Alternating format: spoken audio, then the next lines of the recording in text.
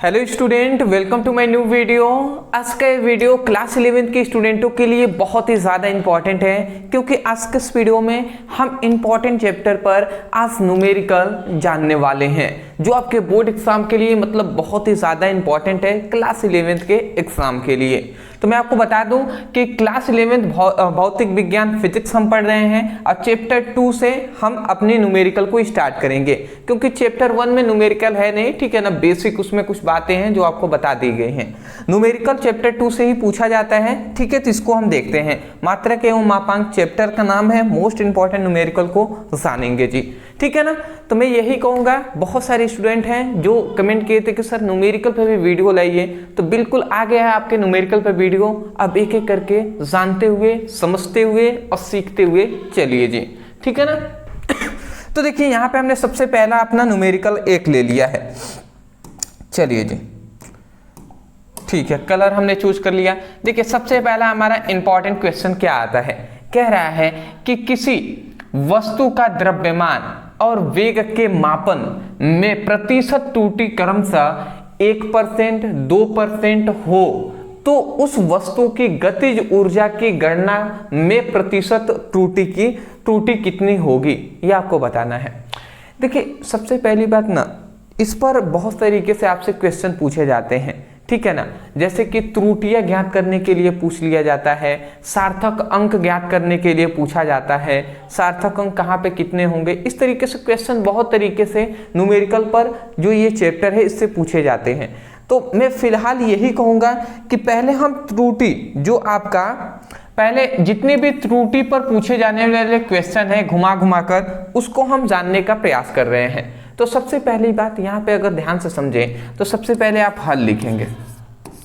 अच्छा, सबसे पहली बात तो आपको ये पता होना चाहिए कि हमारा लक्ष्य क्या है, हमारा टारगेट क्या है। जैसे यहाँ पे हमारा टारगेट क्या है कि उस वस्तु मतलब कह रहा है कि किसी वस्तु का जो द्रव्यमान है, किसी वस्तु का जो द्रव्यमान है और वेग का मापन में प्रतिशत त्रुटि क्रमशः 1% और 2% है। मतलब कोई वस्तु है, उसके द्रव्यमान के मापन में प्रतिशत त्रुटि 1% है, और कोई वस्तु है उसके वेग में प्रतिशत जो त्रुटि है वो 2% है। तो कह रहा है कि उस वस्तु की गतिज ऊर्जा जो है, उस वस्तु की जो गतिज ऊर्जा की गणना प्रतिशत त्रुटि में कितनी होगी। मतलब गतिज ऊर्जा की गणना करना है, परंतु प्रतिशत त्रुटि कितनी होगी इसमें, मतलब प्रतिशत में, परसेंटेज में आपको बताना है, ठीक है जी। तो हम पता लगाएंगे। सबसे पहली बात, इतनी बात पता चल गया कि गतिज ऊर्जा की प्रतिशत त्रुटि हमें ज्ञात करना है। तो सबसे पहली बात हम यहाँ पे लिखेंगे दिया है। अब क्या क्या इस प्रश्न में हमें दिया गया है उसको सबसे पहले हम लिखेंगे जी। तो सबसे पहले बात हमें यहाँ पे दिखाई दे रहा है देखिए हमें यहाँ पे एक चीज दिखाई दे रहा है कि वस्तु जो है, देखिए वस्तु के द्रव्यमान, वस्तु के द्रव्यमान के मापन की प्रतिशत त्रुटि, वस्तु के द्रव्यमान के मापन में प्रतिशत त्रुटि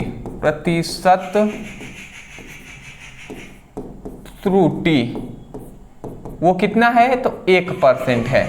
इतनी बात समझ में आ रहा है कि किसी वस्तु का द्रव्यमान और वेग का मापन की प्रतिशत त्रुटि क्रमशः कह रहा है, क्रमशः का मतलब द्रव्यमान का 1% है और वेग का 2% है। तो यही बात हम लिख देंगे कि वस्तु का, फिर से लिखेंगे कि वस्तु के द्रव्यमान देख लिया था, अब वेग हम लिखेंगे कि वेग के मापन में प्रतिशत त्रुटि वो कितना है जी, 2% है, ठीक है ना। मतलब वस्तु के द्रव्यमान की जो प्रतिशत त्रुटि है 1% है, और वस्तु के वेग का जो प्रतिशत त्रुटि है वो 2% है। तो हमें कह रहा है कि उस वस्तु के ही गतिज ऊर्जा की प्रतिशत त्रुटि बताइए। तो देखिए गतिज ऊर्जा कह रहे हैं ना, उस वस्तु की गतिज ऊर्जा। तो ये बताइए कि गतिज ऊर्जा का क्या फॉर्मूला होता है। गतिज ऊर्जा जिसे काइनेटिक एनर्जी भी हम कहते हैं, ठीक है ना। तो गतिज ऊर्जा का फॉर्मूला अगर मैं आपको बता दूं तो गतिज ऊर्जा जो काइनेटिक एनर्जी होता है, तो इसका फॉर्मूला क्या होता है, हाफ mv² होता है, यही होता है ना। और गतिज ऊर्जा के ही प्रतिशत त्रुटि हमें ज्ञात करना है। तो देखिए ध्यान से आप समझेंगे, गतिज ऊर्जा का तो फॉर्मूला हमें पता है, तो प्रतिशत जब भी त्रुटि कहे, प्रतिशत त्रुटि ज्ञात करना, तो हमें देखिए इस पर हम सॉल्व कर रहे हैं, तो मैं आपको बता रहा हूँ। देखिए 1/2 ये दिखाई दे रहा है, ये एक कांस्टेंट मान है, नियत मान है। तो जब भी नियत कोई भी मान हो तो उसको प्रतिशत त्रुटि ज्ञात करते समय उसको हटा देते हैं।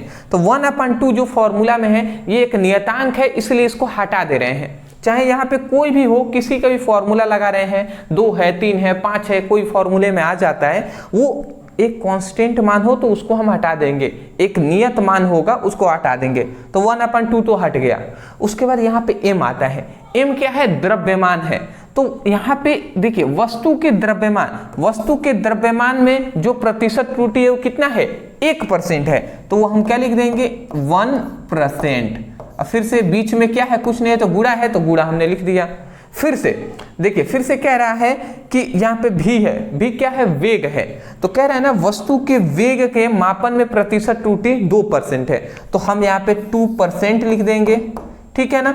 और इसके देखिए यहाँ पे 2 है, 2% है ना, तो 2 का हम वर्ग कर देंगे परसेंटेज, क्योंकि दिख रहे हैं v² है तो वर्ग हमने कर दिया। इतनी बात समझ रहे हैं? अब ध्यान से समझेंगे। अगर मैं इसको आगे सॉल्व करूं देखिए, अदरवाइज मैं इसको आगे सॉल्व करता हूं तो मैं आपको बता दे रहा हूं। देखिए फिर से अगर हम आगे इसको सॉल्व करें तो गतिज ऊर्जा, ठीक है, गतिज ऊर्जा इक्वल टू, अब ध्यान से समझेंगे, यहाँ पे 1 है और यहाँ पे देखिए 1 इंटू, अब देखिए जब भी 2 के पावर या किसी की भी पावर n हो, मतलब यहाँ पे हम कह रहे हैं कि a के पावर जब भी n हो ऊपर, तो हम इसको क्या कर देते हैं, ये आगे आ जाएगा और गुणा करा लेगा, ठीक है ना। ये जब भी प्रतिशत त्रुटि निकालिएगा तो ये बात याद रखेंगे। तो ये वर्ग है ना, तो ये वर्ग आगे आ जाएगा और 2 में गुणा करा लेगा। तो उसी प्रकार ये वर्ग ऊपर आ गया तो 2 गुणे 2% हो जाएगा। ये भी यहाँ पे परसेंटेज है तो परसेंटेज लिख दिया हमने। बात समझ रहे हैं ना? 1% इंटू 2% लिखा गया है। तो गतिज ऊर्जा को k से दर्शाते हैं, तो यहाँ पे हमने k लिख दिया। अब बात को समझिएगा, k हमने यहाँ पे लिख दिया। और देखिए 1% है इंटू 2 दूना 4, ये 4% हो गया, और 4 एकम में 4, तो टोटल ये 4% हो जा रहा है। तो अगर हमें यहाँ से क्या पता चला कि जो गतिज ऊर्जा में परसेंटेज त्रुटि है वो 4% है। तो देखिए 2-3 बातें हैं जो आपको गतिज ऊर्जा ज्ञात करते समय आपको याद रखना है। गतिज ऊर्जा नहीं मतलब प्रतिशत त्रुटि ज्ञात करते समय याद रखना है। सबसे पहली बात कि जो कांस्टेंट वैल्यू होता है उसको हम ऐसे ही छोड़ देते हैं, जैसे 1/2 को हमने छोड़ दिया। दूसरी बात देखिए यहाँ पे होल स्क्वायर था, तो हमने इसको क्या किया, होल स्क्वायर था तो 2 को अगर ऊपर ले आए, मान लेते हैं कि 2 के पावर यदि 3 होता तो हम क्या करते, इस 3 को ऊपर लाते, तो 3 गुणे फिर से 2% ऐसे लिखते। बात समझ रहे हैं ना? तो ये बातें हैं जी, आशा करता हूँ आप समझ गए होंगे। तो ये हमारे पता चल गया, ये किसका निकल गया, ये निकल गया है कि उस वस्तु के जो गतिज ऊर्जा का प्रतिशत त्रुटि कितना होगा, 4% होगा। आशा करता हूँ आपको समझ में आ रहे होंगे ये न्यूमेरिकल। तो इस टाइप के न्यूमेरिकल पर आपको और प्रैक्टिस करना है, ठीक है ना। इस टाइप के जो क्वेश्चन है इस पर आप प्रैक्टिस कीजिएगा अपने बुक से। मेरा यही काम है कि मैं थोड़ा सा आपको मार्गदर्शन कर दूं, मैं आपको दिखा दूं कि इस तरीके से सॉल्व होता है, आप प्रयास करेंगे, ठीक है ना। तो मैं आशा करता हूं आपको समझ में आ गया होगा। और भी बहुत तरीके से प्रतिशत त्रुटि पर क्वेश्चन पूछे जाते हैं, उसको भी हम देख लेते हैं। पहले स्क्रीनशॉट लेंगे तो ले लीजिए चलिए ले लिए होंगे। चलिए अब हमारा दूसरा क्वेश्चन आता है। दूसरा यहाँ पे देखिए, दूसरा भी बहुत ही इंपॉर्टेंट हमारा क्वेश्चन है।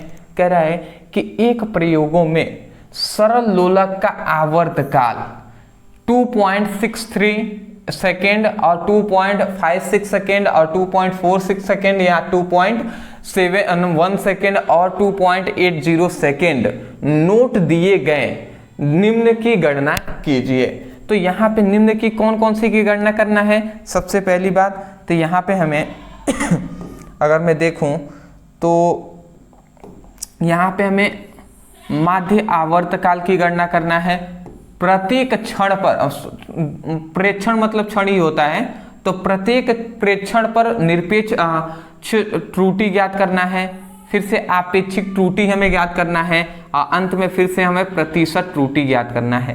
तो ये 4 हमें त्रुटियां ज्ञात करना है, और हमें केवल क्या दिया गया है कि प्रयोगों में सरल लोलक का आवर्तकाल, ये हमें 5 मान दिए गए हैं, ठीक है ना। और इससे हमें ये सभी ज्ञात करना है। एक ही क्वेश्चन में मैं आपको 4 टाइप के प्रश्नों को करा रहा हूं। देखिए कभी कभी कह देता है इसी तरीके देगा, कह देगा माध्य आवर्तकाल ज्ञात कीजिए, तो एक ये क्वेश्चन हो गया। कह देगा निरपेक्ष त्रुटि ज्ञात कीजिए, तो एक दूसरा, तीसरा, चौथा। तो 4 टाइप के क्वेश्चन, एक ही क्वेश्चन को अगर सॉल्व कर लेते हैं, जो त्रुटि वाले जो भी प्रश्न हैं ये आपके सॉल्व हो जाएंगे। समझ रहे हैं ना। तो चलिए हम सॉल्व कर रहे हैं। सबसे पहले तो हम यहाँ पे लिखेंगे हल।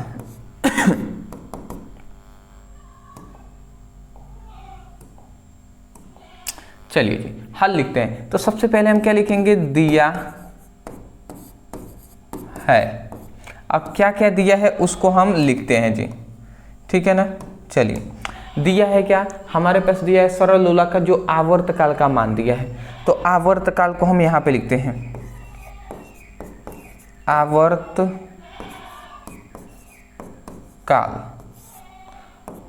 तो देखिए आवर्तकाल यहाँ पे बहुत सारे दिए हुए हैं, तो देखिए आवर्तकाल है तो हम यहाँ पे लिख देते हैं आवर्तकाल को T1 से, ये पहला है ना, तो T1 हम दिखा दे रहे हैं, तो T1 इक्वल टू 2.63 सेकेंड है। दूसरा T2 जो आवर्तकाल है 2.56 सेकेंड है। अगला आता है 2.42 सेकेंड है। T4 आता है वो 2.71 सेकेंड है। अंतिम आता है जो हमारा T5 आता है वो 2.80 सेकेंड है। तो ये हमारे पास आवर्तकाल का मान दे दिया है। अब हमसे कह रहा है कि माध्य आवर्तकाल ज्ञात कीजिए, तो चलिए जी हम माध्य आवर्तकाल सबसे पहले ज्ञात करके दिखाते हैं। अच्छा मैं आपसे पूछूं कि माध्य आवर्तकाल का फॉर्मूला क्या होता है, बताइए। माध्य आवर्तकाल का फॉर्मूला क्या होता है, तो मैं स्पष्ट रूप से बताना चाहूंगा। माध्य आवर्तकाल का फॉर्मूला होता है कुल जो आवर्तकाल, माध्य आवर्तकाल का फॉर्मूला होता है आवर्तकाल बटे आवर्तों की संख्या। आवर्तों की मतलब संख्या, जो आवर्तकाल होता है उसकी संख्या, ठीक है, शॉर्ट में हमने लिख दिया, ठीक है। तो देखिए माध्य आवर्तकाल इक्वल टू आवर्तकाल जो टोटल आवर्तकाल है उनका योग और प्लस उनकी संख्या। तो देखिए सबसे पहले हम माध्य आवर्तकाल को यहाँ पे टी मीन से हम लिखते हैं, टी मीन्स हम लिख देते हैं, ठीक है ना, माध्य आवर्तकाल। अब देखिए आवर्तकाल, तो पहला आवर्तकाल क्या है 2.63 है प्लस, फिर से दूसरा है 2.56, फिर से तीसरा है 2.42 पर प्लस 2.71 प्लस 2.80, ये टोटल आपके हो गए आवर्तकाल, ठीक है। आवर्तकालों का योग हमने कर दिया और उसके बाद इनकी संख्या, तो टोटल आवर्तकालों की संख्या कितनी है, तो 1 2 3 4 5 है, तो 5 से हम इसको क्या कर देंगे, भाग दे देंगे, जितना आएगा ये आपका हो जाएगा। तो अब बताइए इन सभी का अगर हम योग करते हैं, जोड़ते हैं, तो कितना आएगा। चलिए आप जल्द से जल्द आप कमेंट में एक बार हमें बता दीजिएगा, ठीक है, मैं देख लूंगा, ठीक है ना। चलिए तो मैं आपको बता दूं, तो इन दोनों को अगर आप जोड़ेंगे तो ये आपका आ जाएंगे 13.12, अब बाई 5 हो जाएगा टी मीन्स, ठीक है ना, इतना हो जाएगा। अब इसका सिंपल सा भाग दे देंगे तो कितने बार में चला जाएगा, 2 बार में आपका चला जाएगा, तो ये आपका टोटल जो आंसर आएगा ये 2.62 सेकेंड आ जाएगा, ठीक है ना, ये आपका आंसर आ जाएगा। अब भाग देकर देख लीजिएगा 2.62 सेकेंड आ जाएगा, ठीक है ना। तो ये आपका हो गया माध्य आवर्तकाल का मान। अच्छा मैं एक और बात बताना चाहूँगा, दशमलव के बाद 1-2 अंक मतलब मोबाइल से आप भाग देकर देखेंगे तो ये अच्छी बात नहीं है। ठीक है ना, मोबाइल से देखकर देख लीजिएगा आंसर जो आ रहा है, ठीक है ये सही है। बट ये है ना कि आप खुद प्रैक्टिस कीजिएगा, जो क्या होता है भाग देने का कॉपी से ही आप ऐसे कीजिएगा जिससे आपको प्रैक्टिस रहे, क्योंकि एग्जाम में तो आप अब अपने मोबाइल से तो करेंगे नहीं। बात समझ रहे हैं ना मैं क्या कहना चाह रहा हूँ, वो बातें हैं। तो चलिए पहला हमारा कंप्लीट होता है। दूसरा, अब प्रत्येक क्षण पर निरपेक्ष त्रुटि ज्ञात करना है। तो चलिए हम उसको ज्ञात करते हैं। तो यहाँ पे हमें दूसरा हमें क्या कह रहा है, निरपेक्ष त्रुटि।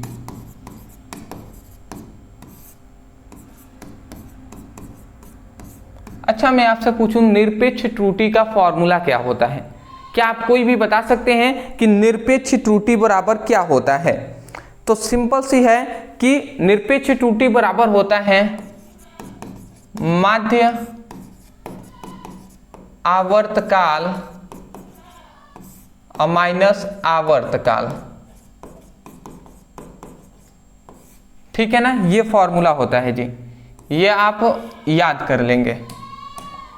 जिनको नहीं याद है उनसे मेरा रिक्वेस्ट रहेगा, ठीक है ना, मैं रिक्वेस्ट ही करूंगा कि आप इसको याद कर लेंगे, ये बेनिफिशियल आपके लिए ही रहेगा जी। चलिए ये आप याद कर लेंगे।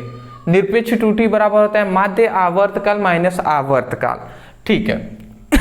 तो मैं आकर आपसे कहूं निरपेक्ष त्रुटि ज्ञात करना है, तो यहाँ पे कह रहा है कि प्रत्येक क्षण पर निरपेक्ष त्रुटि, प्रत्येक क्षण में निरपेक्ष त्रुटि ज्ञात करना है।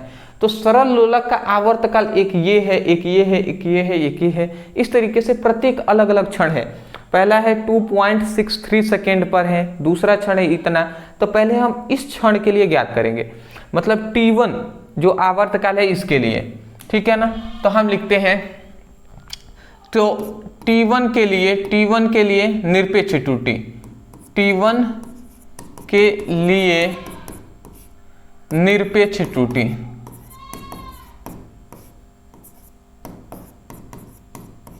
T1 के लिए निरपेक्ष त्रुटि क्या हो जाएगा, माध्य आवर्तकाल। तो माध्य आवर्तकाल अभी ना हमने ज्ञात किया जी, माध्य आवर्तकाल का मान कितना आया था, 2.62 आया है, 2.62 आया है। तो 2.62 हमने लिख दिया। अब बटे आवर्तकाल, तो T1 का आवर्तकाल क्या है, T1 का आवर्तकाल क्या है, 2.63 है, 2.63 हमने लिख दिया। अच्छा एक और बात आप विशेष कर याद रखेंगे, ये सभी में मॉड होता है। मॉड मतलब क्या है, इस तरीके से, ठीक है ना, ये मैं आपको बताना भूल गया, इन सभी में इस तरीके से मॉड होता है, ठीक है ना, मॉड। इसका मतलब आप समझ रहे हैं, माध्य निरपेक्ष त्रुटि में इस तरीके से मॉड होता है। इसका मतलब, इस मॉड का मतलब ये है, अभी आपको आगे पता चल जाएगा, ठीक है ना। मैं आपको बता दूं, अब समझिएगा, ये 2.63 है, 1 है, और ये माइनस में 2.63 है। तो ये बताइए 2.63 में से ये माइनस वाला अधिक है, तो इसमें से ये चला जाएगा, तो क्या बचेगा, 0.01 बचेगा, परंतु माइनस में बचेगा। और ये मॉड है तो मॉड हमने लगा दिया, ठीक है ना, माइनस वाला मान अधिक है तो माइनस में बचेगा। अब देखिए ये तो हमारा आंसर हो रहा है, परंतु याद रखेंगे ये मॉड का मतलब ये होता है, इस मॉड का मतलब होता है कि माइनस में कभी भी मान नहीं रहेगा, वो प्लस में हो जाएगा। माइनस है तो प्लस में हो जाएगा, तो ये क्या हो जाएगा, 0.01 हो जाएगा। तो ये हमारा आंसर हो जाएगा, ठीक है ना, ये हमारा आंसर। देखिए माइनस है तो प्लस में हो जाएगा, प्लस है तो वो प्लस ही होगा, ऐसा नहीं कि माइनस में हो जाएगा, ठीक है ना, ये याद रखेंगे। बस माइनस रहेगा तो वो प्लस में हो जाएगा, बात समझ गए ना। तो देखिए T1 मतलब प्रत्येक क्षण के लिए निरपेक्ष त्रुटि ज्ञात करना था, प्रत्येक क्षण के लिए। तो जो T1 जो आवर्तकाल है इसके लिए हमने निरपेक्ष त्रुटि का मान यहाँ पर ज्ञात कर लिया है, 0.01। अब इसी प्रकार दूसरे के लिए हम ज्ञात करेंगे, तो हम लिखते हैं T2 के लिए निरपेक्ष त्रुटि।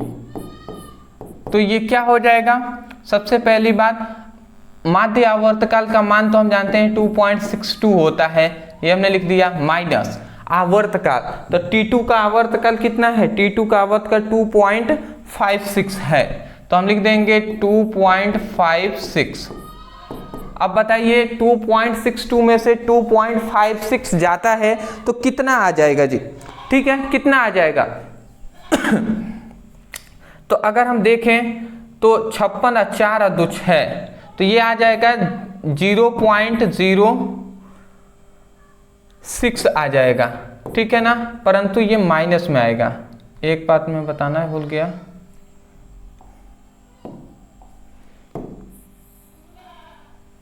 ठीक है, ये किस में आएगा, माइनस में आएगा, क्योंकि माइनस में कैसे आएगा भैया, प्लस में ही आएगा। ये वाला मान अधिक है, ये वाला कम है, तो प्लस में आएगा। अब प्लस है तो कोई दिक्कत वाली बात ही नहीं है। ये टोटल कितना हो जाएगा, 0.06 हो जाएगा। ये आपका आंसर हो जाएगा, ठीक है ना। चलिए T2 के लिए हम देख लिए, अब T3 के लिए देखते हैं। तो हम यहाँ पे डायरेक्ट ही थोड़ा सा लिख रहे हैं T3 के लिए। तो T3 के लिए निरपेक्ष त्रुटि, तो वो क्या हो जाएगा, निरपेक्ष त्रुटि में सबसे पहले माध्य आवर्तकाल तो 2.62 तो हम जानते ही हैं, और माइनस आवर्तकाल के लिए T3 के लिए क्या है, 2.42 है, 2.42 है। तो ये हमने लिख दिया। 62 में से 42 चला जाएगा तो वो कितना बचेगा, वो बचेगा 0.20, ये बचेगा जी। तो ये आपका आंसर भी 0.20 हो जाएगा, आंसर इतना हो जाएगा। बात समझ रहे हैं ना, ठीक है। आप घटाकर देख लेंगे। अब T4 के लिए हम ज्ञात कर ले रहे हैं, तो T4 के लिए क्या हो जाएगा, 2.62 हो जाएगा, और माइनस T4 के लिए आवर्तकाल कितना है, T4 के लिए आवर्तकाल 2.71 है, तो यहाँ पे हम लिख देंगे 2.71। अब यहाँ पे क्या हो जाएगा, 62, मतलब 0.09 हो जाएगा, ठीक है ना। बट यहाँ पे माइनस आगे होगा, क्योंकि ये वाला मान अधिक है, तो माइनस वाला अधिक है तो माइनस लगा दिए, बट माइनस का तो ये प्लस ही हो जाएगा ना, तो 0.09 हो जाएगा। ये आपका आंसर हो जाएगा।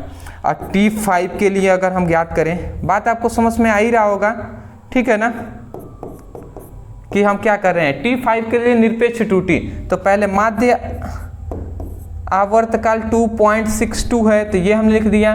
फिर से T5 का आवर्तकाल 2.80 है, तो 2.80 हमने लिख दिया। अगर हम इसको देखें तो 62 10 72, अब 72 10 82, मतलब 18 ही होगा, ठीक है ना। तो 0.18 हो जाएगा। अगर इसको हम देखें तो ये कितना माइनस हट जाएगा, तो 0.18, ये आपका आंसर हो जाएगा। तो देखिए यहाँ पे प्रत्येक क्षण के लिए T1 T2 T3 T4 और T5 प्रत्येक क्षण के लिए हमने निरपेक्ष त्रुटि का मान ज्ञात कर लिया है, ठीक है ना। तो ये हमारा काम यहाँ तक कंप्लीट होता है, परंतु हम एक और चीज़ यहाँ पे ज्ञात कर लेते हैं, क्योंकि आगे हम इससे उसका काम आएगा। अब वो हम ज्ञात करेंगे, वो हम ज्ञात करेंगे निरपेक्ष त्रुटि का आवर्तकाल हम ज्ञात कर लेते हैं। निरपेक्ष त्रुटि का आवर्तकाल, निरपेक्ष त्रुटि का आवर्तकाल, निरपेक्ष त्रुटि का आवर्तकाल होता है, वो क्या होता है, प्रत्येक क्षण पे जो निरपेक्ष त्रुटि है उन सब का योग। तो सबसे पहले हम इन सब का योग करेंगे, तो 0.01 प्लस 0.06 प्लस 0.020 प्लस 0.09 और प्लस 0.18, इन सबको हमने लिख दिया। अब कितनी संख्या है उन सभी को हम जोड़ लेंगे, तब जाकर हमें निरपेक्ष त्रुटि का आवर्तकाल हमें निकलेगा। तो 1 2 3 4 5, 5 है तो 5 से हम भाग दे देंगे। अब आप जोड़ लीजिए, सबसे पहले ये कितना आएगा जी, टोटल अगर हम जोड़ के बताएं तो ये आ जाएगा 0.54 आ जाएगा, ठीक है ना। इसको अगर हम जोड़ते हैं तो 0.54 आ जाता है। अब बाई 5 है तो 5 हमने लिख दिया।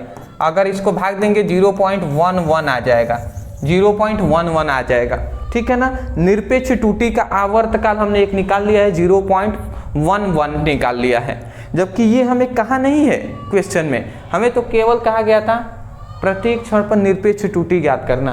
तो ये हमने यहाँ तक कर दिया है। एक हमने एक्स्ट्रा यहाँ पे काम किया है कि निरपेक्ष त्रुटि का आवर्तकाल निकाल लिया है इतना, क्योंकि आगे हमें काम आने वाला है, ये मैं जानता हूँ। देखिए कैसे, आपेक्षिक त्रुटि है ना, तो आपेक्षिक त्रुटि हम ज्ञात करेंगे। अब देखिए आपेक्षिक त्रुटि, तो अब हमें ज्ञात क्या करना है, आपेक्षिक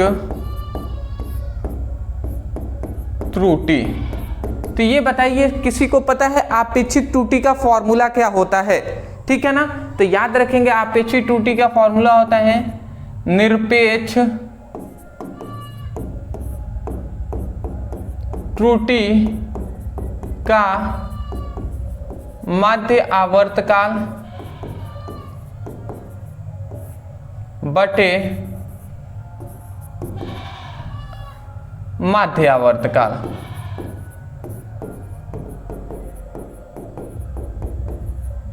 ठीक है, ये फॉर्मूला होता है, ये याद रखेंगे। तो आपेक्षिक त्रुटि हमने यहां पे लिख दिया, आपेक्षिक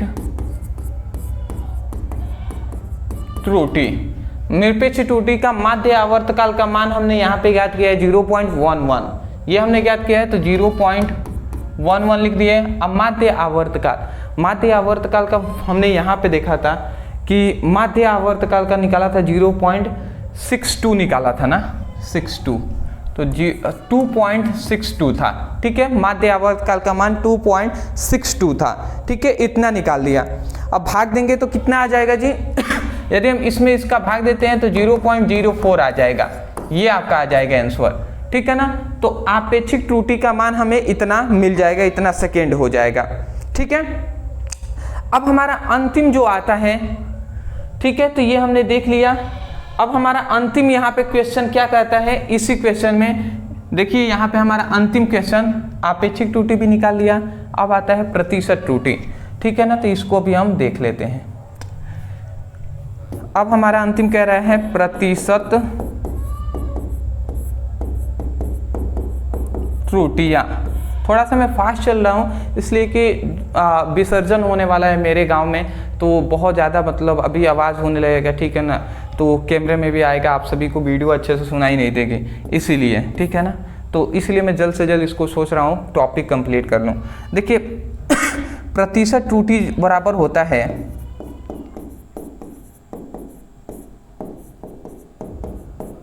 प्रतिशत त्रुटि बराबर आता है आपेक्षिक त्रुटि, आपेक्षिक त्रुटि गुणे 100 और प्रतिशत केवल अंत में हम लिख देंगे, 100 से गुणा करके प्रतिशत लिख देंगे। तो देखिए आपेक्षिक त्रुटि का मान कितना है? 0.04 है। ऐसे 100 से हम गुणा करा लेंगे और परसेंटेज हम लिख देंगे। 100 से अगर इसमें गुणा कराते हैं, दशमलव के बाद कितना है? 2 अंक है, ये 2 अंक इधर आ जाएगा, तो ये ओनली 4 हो जाएगा, 4%। तो यहाँ पे क्या हो जाएगा? प्रतिशत त्रुटि 4% हो जाएगा। तो बात आप समझ रहे हैं। तो मेन क्या है? फॉर्मूला याद रखना। आपेक्षिक त्रुटि का ये फॉर्मूला होता है, प्रतिशत त्रुटि का ये फॉर्मूला होता है। फिर से यहाँ पे याद रखेंगे, निरपेक्ष त्रुटि का आवर्तकाल का ये फॉर्मूला होता है, निरपेक्ष त्रुटि का ये फॉर्मूला होता है, और माध्य आवर्तकाल का ये फॉर्मूला होता है। मैं आशा करता हूँ आपको समझ में आ गया होगा। तो ये हुआ आपका जो भी न्यूमेरिकल इस चैप्टर के थे। सबसे पहले त्रुटि पर उसको हमने सॉल्व करने का प्रयास किया है। भले ही 2 क्वेश्चन कराया, परंतु इसमें लगभग 6 क्वेश्चन ऐड थे, तो 6 क्वेश्चन को हमने सॉल्व किया है। आगे और भी सार्थक अंक पे जितने भी न्यूमेरिकल है इस चैप्टर के, उस पर भी हम एक वीडियो पर्सनली लाएंगे जी। अदरवाइज वीडियो अच्छा लगे तो वीडियो को लाइक करके चैनल को सब्सक्राइब कर दीजिएगा, और पार्ट 2 इसका चाहिए तो कमेंट में हमें ज़रूर बताइएगा। तो मिलते हैं एक नए टॉपिक के साथ एक नए वीडियो में। Thank you so much for watching this video. Thank you.